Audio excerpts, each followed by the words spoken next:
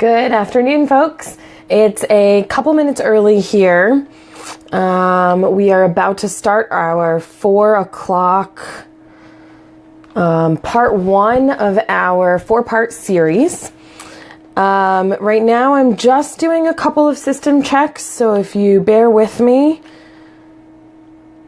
we will get started in just a minute or two.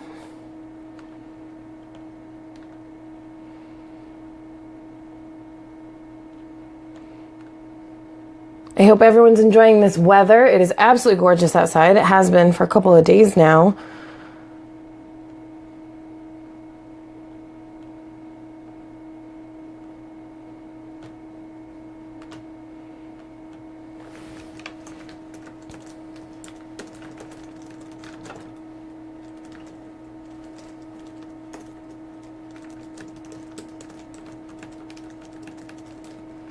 All right, we are just about ready to get started. All right. Okay, so this will be a 4-part series. We may expand it if there is a lot of interest and a lot of questions. This is a very large topic. I am just going to be tackling wills. I'm not even going to address trusts yet because that's another whole animal. So part of what I wanted to talk about in the first part of this series is what happens if you don't have a will. There's a lot of people who I've heard all kinds of reasons why they don't have one. Some people say that they don't know who to appoint guardian of their children, and so they haven't made a will at all. I've had some people say that they don't really think that they have very many assets, but I find out that they have a house and they have a car, they have a bank account. I've heard a couple of people say things like, well, we don't know how expensive it's going to be, so it's just something that we haven't made a priority. We're just going to put it off till later. So today is not to scare you, but it is to make you aware of what can happen in Connecticut if you don't have a will. First, we'll talk about some assets, what happens to your assets if you don't have a will.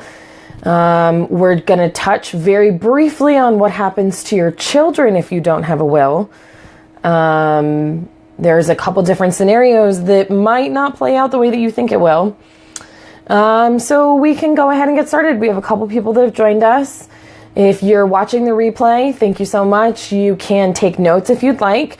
And as always, if you have any questions, I am on Facebook. You can send me an email. We do have a website. We are lawtonlawassociates.com.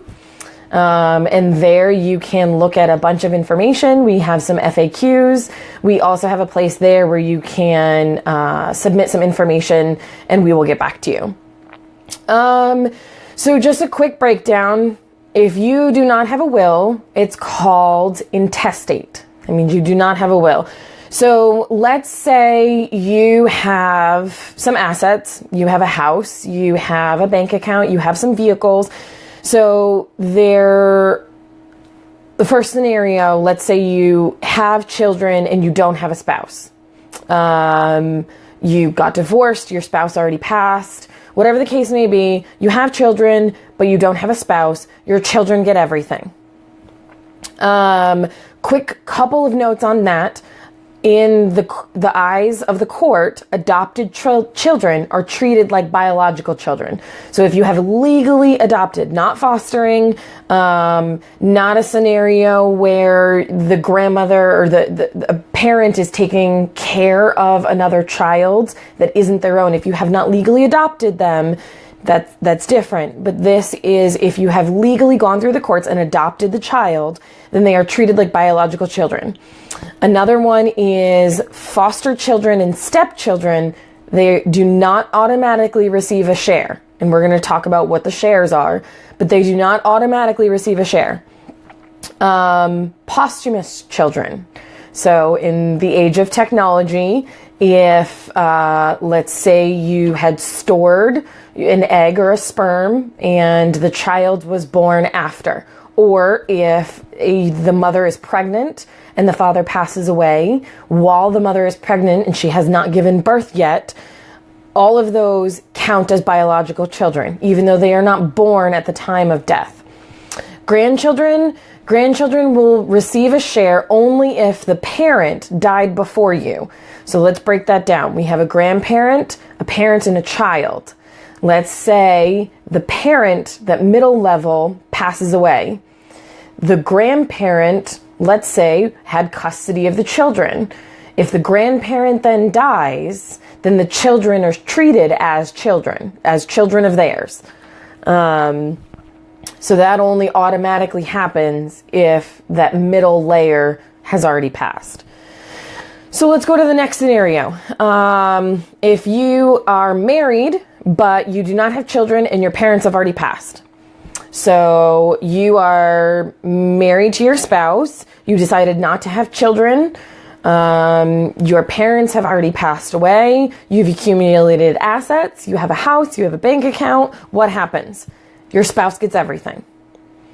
I do want to say this is the only time, if you do not have a will, this is the only time that your spouse automatically gets everything. In every other scenario that I'm going to go through, your spouse does not get everything. So the next scenario would be if you have spouse. Sorry about that. If you have a spouse and you have children together with that marriage, you and your spouse, you did not have children from before, you just have children together, what happens? Well, your spouse gets the first 100,000. Let's say that your estate was worth 500,000. Your spouse gets the first 100,000 plus half the balance. So if you had a $500,000 estate, the spouse would get the first 100 plus another 200, because that would be half of the remaining balance. Then the children get the other 200,000 in this scenario. They would get half of they would get the remaining balance. So a next scenario would be in a blended family. You have a spouse, you have at least one child from you and someone else. So, let's say I am married and I have a child from a previous marriage. It's at least one. It can be more than one. The spouse inherits half, and then the rest would be divided. The child would receive also receive a portion of that intestate property. But in this scenario, your spouse would inherit half of the property. Let's say you have spouse and parents. You do not have children, but you have spouse and your parents are still around. Your spouse would get the first 100,000 of your estate plus 3/4 of the balance. So with the scenario that we used before, if your estate is worth 500,000, then your spouse would receive the first 100 and then 3/4 of the remaining. So they would receive another 300,000 and the parents would receive the rest. So in this scenario, that would be another 100,000 that the parents would receive. Let's say you have parents, but you don't have any kids and you don't have a spouse. Then your parents would get everything. It would just go right up the line. And if you have siblings, but you don't have a spouse, you don't have kids, and you don't have parents that are alive, your siblings would receive everything. So Connecticut likes to make sure that they have everything laid out, make sure that there aren't any issues.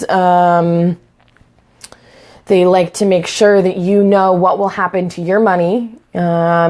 It's designed so that the state doesn't just take your money. It could happen. It's called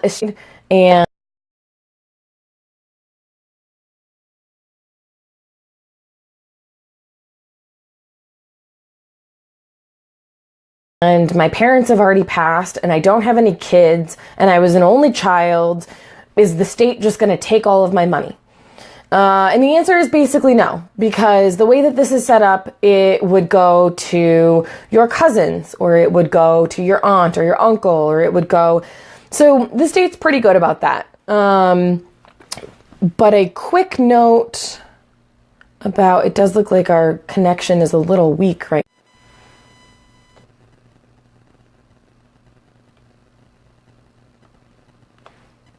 Okay, welcome back. Sorry about that.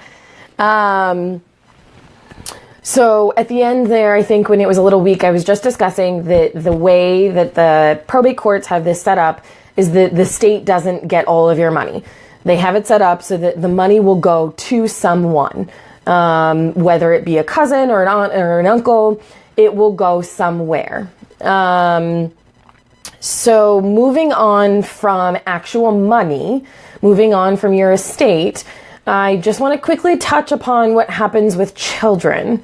Like I said before, I have talked to a couple of people who have said that they didn't do their wills and they didn't do their guardianship yet because they didn't know who to appoint as a guardian.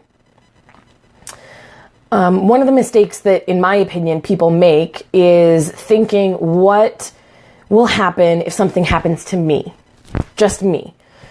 And I think instead what you need to think about when you are doing your estate planning, if you're married, what you instead need to think about is, what happens if something happens to me and my husband at the same time?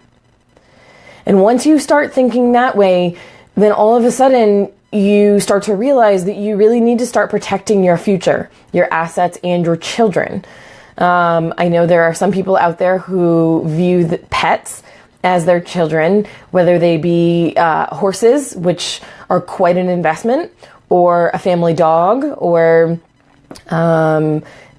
they also need protected. We can set up a pet trust or something we can talk about that later. But if you instead start changing your mindset from what if something happens to me, and instead start thinking, what if something happens to us? Then you start realizing a guardianship is really important. Another time that guardianship is really important is if you are in a blended family. If I have remarried and I have a child from my first marriage and my husband does not adopt that child, it's a step-parent, step-child relationship, then the step-parent does not automatically get custody of that child. And that's interesting. I want you to think about that for a minute. There may be scenarios where that step-parent has been in your life your entire life. And if they have not legally adopted you, then your child does not automatically go to that parent. Another thing that you might want to think about is that may mean that they automatically go to the biological parent. And there are some scenarios where you might not want that to happen. So setting up a simple guardianship that says if something happens to me, or if something happens to me and my spouse, the parent of our children, then our children will go to this person. And it can be a family member or not. And that's important also because the court will automatically look to immediate family. They want to keep them in the family. Do you have a sibling? Do you have a grandparent that can take care of that child? Maybe you want them to go to a close family friend instead. That would be another one of those scenarios that you would want to get that in writing. So oftentimes what I do in my will packages is I also do a living will. These are also called healthcare instructions. It can be a health proxy, a health representative. We address those issues in our will package. So when you hire our firm, we not only take care of your estate, but we also take care of your healthcare instructions, and we also take care of appointing a representative for you. So let's say that you are in a car accident and you do not have a will, and you do not have a healthcare representative, and you do not have a living will. What happens to you? So if you have a spouse, then it's usually not an issue. Your spouse can come and say that they are your spouse and that they can speak for you. However, let's say that you are instead a life partner and you are not legally married for whatever reason, do you have the same rights? And the answer could be no, especially if there are other immediate family members of the injured party.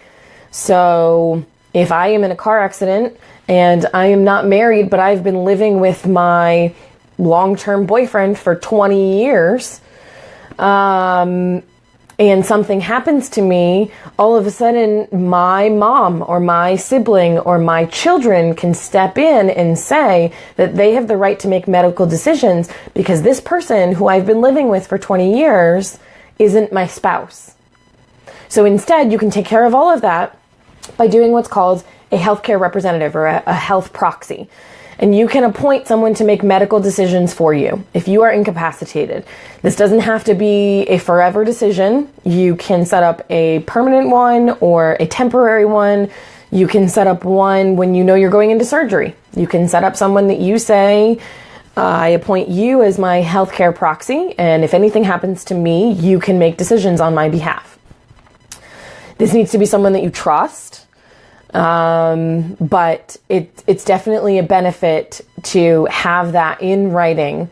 I have one set up that is, in case anything ever happens. It's not a temporary anything. It's an ongoing, and you can also set up secondaries. So I have a primary and a secondary person appointed, which means that if either the person passes first, or if we are together on vacation, if me and my husband are on vacation and we are somewhere further away and my primary can't act on my behalf, then my husband as my secondary can. Now these aren't actually the situations in my case, but that's just an example.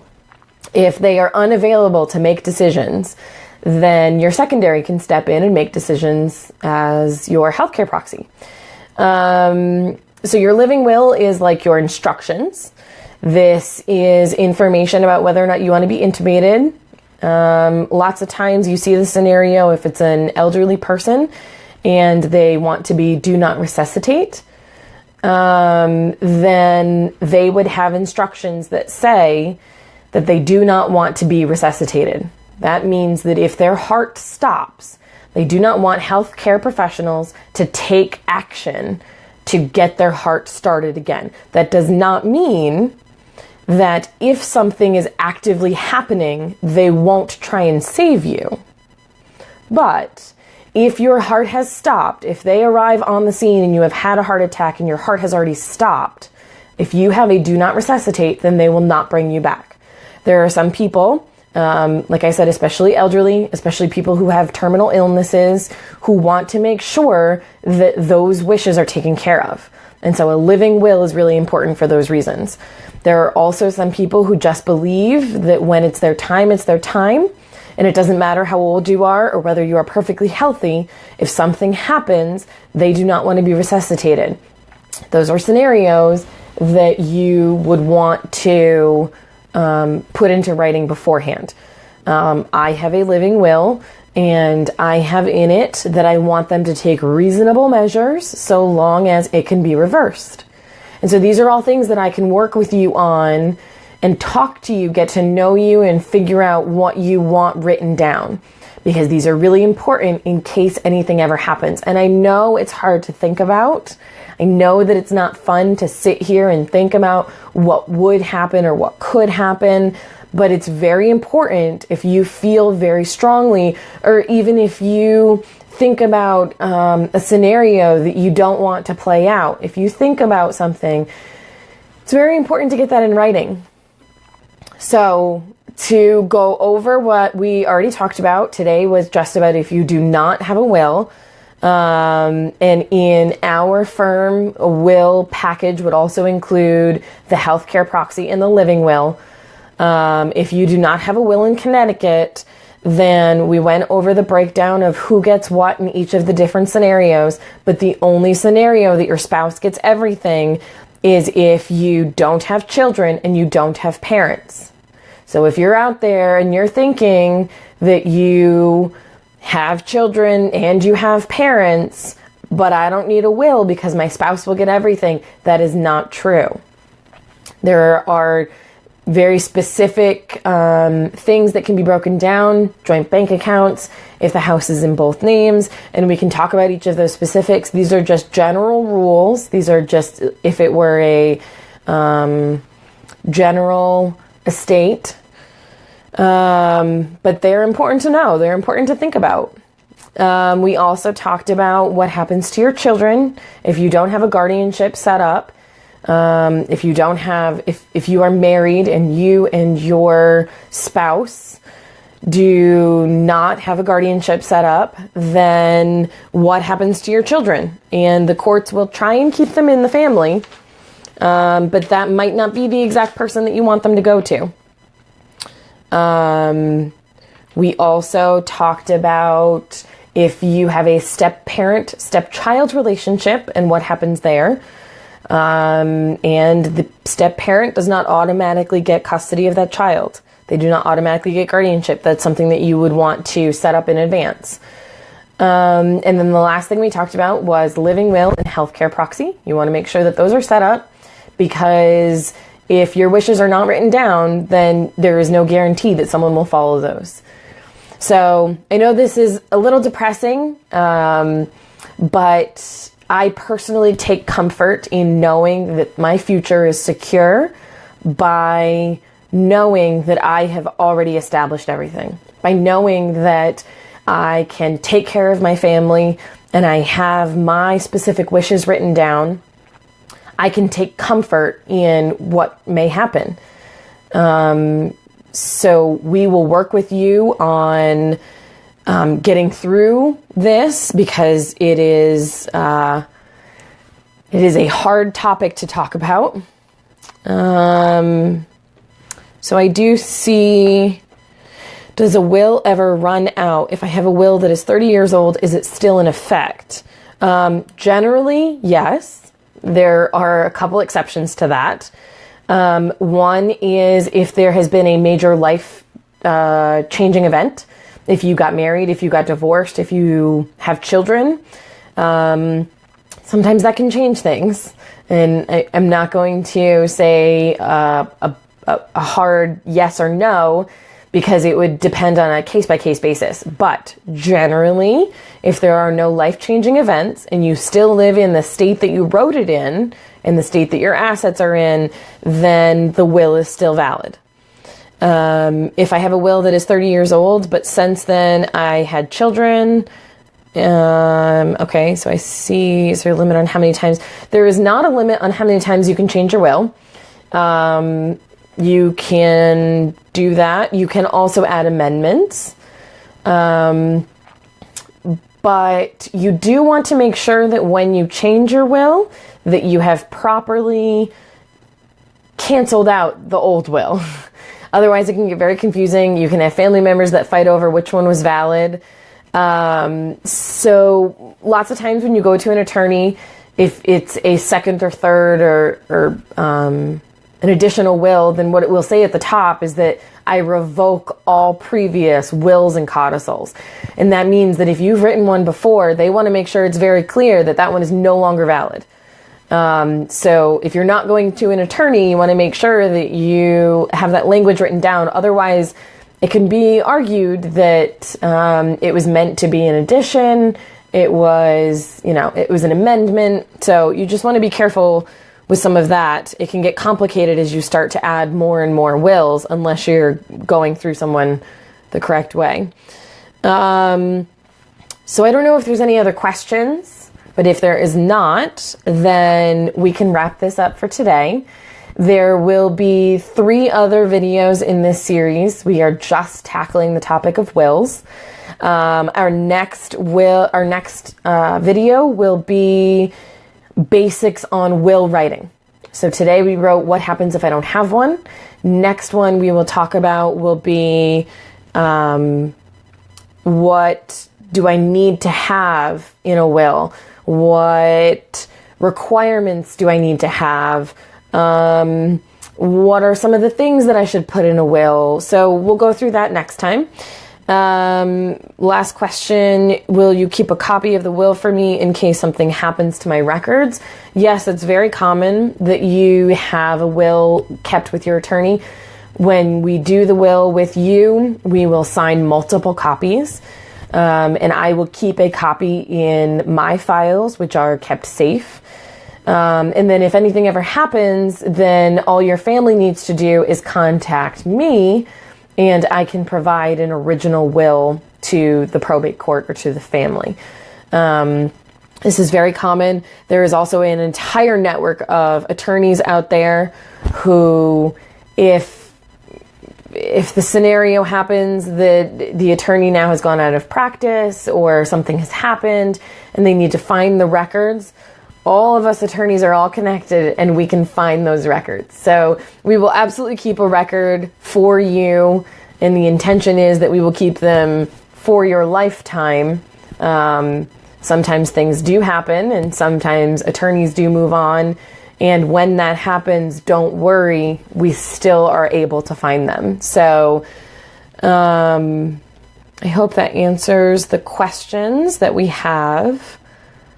And thank you so much to everyone who tuned in and hit that like button. And I will see you for the next video. Thank you so much. Have a great day.